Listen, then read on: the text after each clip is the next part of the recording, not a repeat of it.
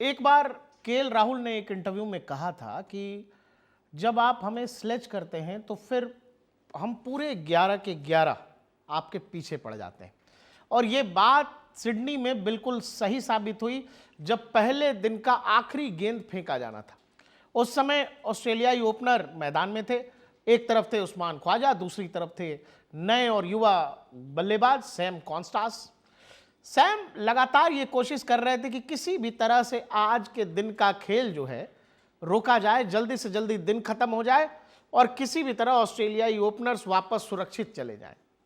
और इस बात के लिए सैम लगातार बुमराह से उलझ रहे थे, लगातार ये कोशिश कर रहे थे कि किसी भी तरह से अंपायर खेल रोक दे। लेकिन सैम को ये अंदाजा नहीं है कि वो जिससे भिड़ रहे हैं वो आज की मॉडर्न डे क्रिकेट का ग्रेट है।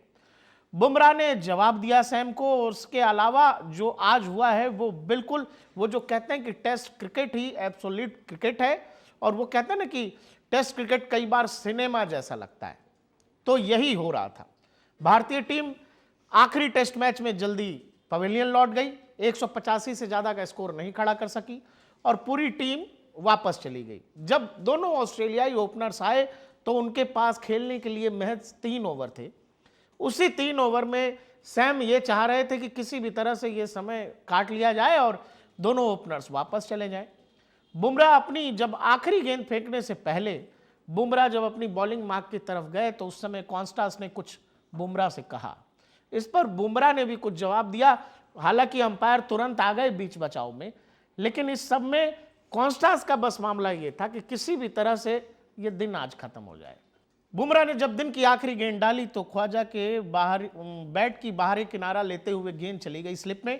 केएल राहुल ने बेहद शानदार कैच पकड़ा और उसके बाद जो हुआ वो बिल्कुल सिनेमा जैसा था, क्योंकि सारे के सारे भारतीय खिलाड़ी अचानक से नॉन स्ट्राइकर सैम कॉन्स्टास की तरफ दौड़ते हैं और यहीं सैम को समझ आया होगा कि भारतीय टीम से पंगा लेना कितना भारी पड़ता है कई बार, और वो भी तब जब आप बुमराह से उलझते हैं।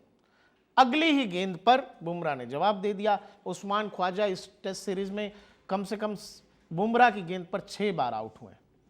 चुपचाप उस्मान जाते रहे और कॉन्स्टास को एक तरह से समझ लीजिए मैदान में भारतीय टीम ने घेर सा लिया था। उस सेलिब्रेशन में बचते बचाते किसी तरह से कॉन्स्टास चले गए। कॉन्स्टास 19 साल के हैं, नए खिलाड़ी हैं, यंग ब्लड है। जब कोहली से उलझे थे तो लगा था कि Kohli being a senior player नहीं करना चाहिए।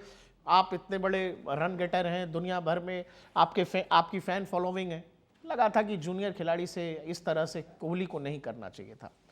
लेकिन सैम ने जो आज किया है उससे यही लग रहा था कि विराट गलत नहीं थे। दरअसल इस नए लड़के का खून ज़्यादा उबाल मार रहा है और इस उबलते हुई कहानी में आज जब बुमराह ने विकेट लिया तो सैम की शक्ल देखने वाली थी।